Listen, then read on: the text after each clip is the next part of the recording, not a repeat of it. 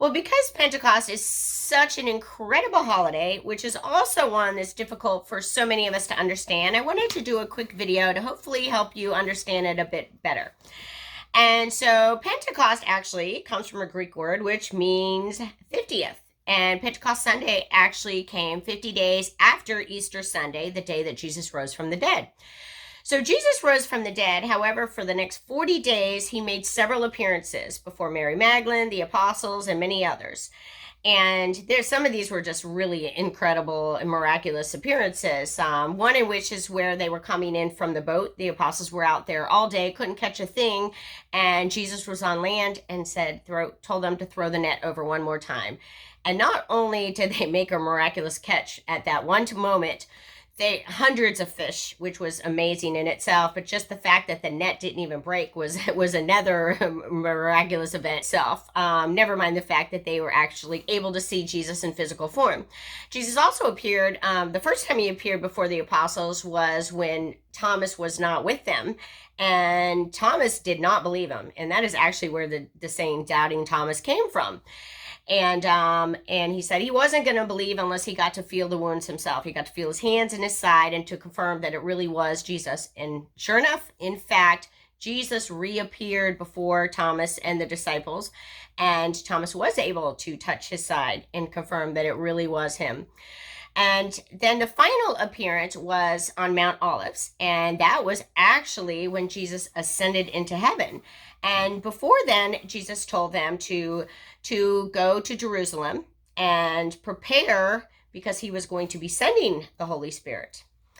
And so they were now in a room which was very close to a temple in Jerusalem for the Festival of Weeks, which is a festival for the harvest.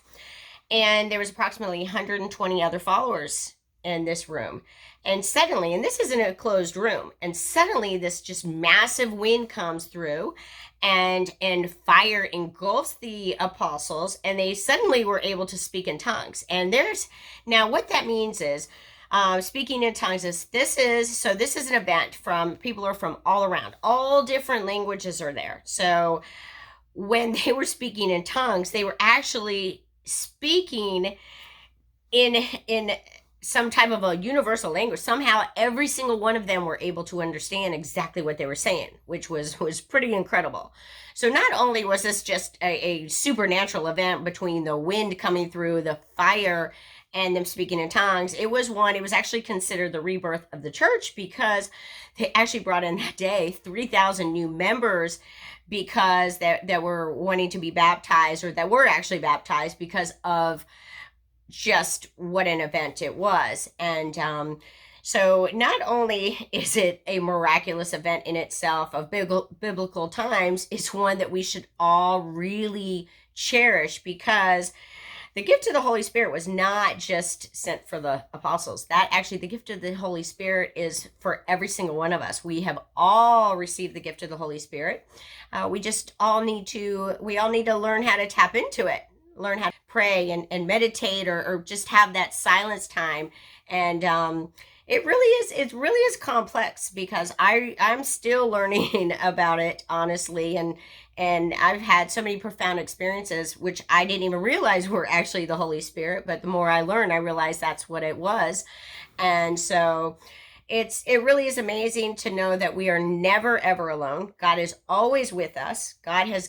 We have God within the Holy Spirit, and it is such an amazing thing to be aware of and to be able to tap into, and to enjoy and be blessed with, which we are all blessed with.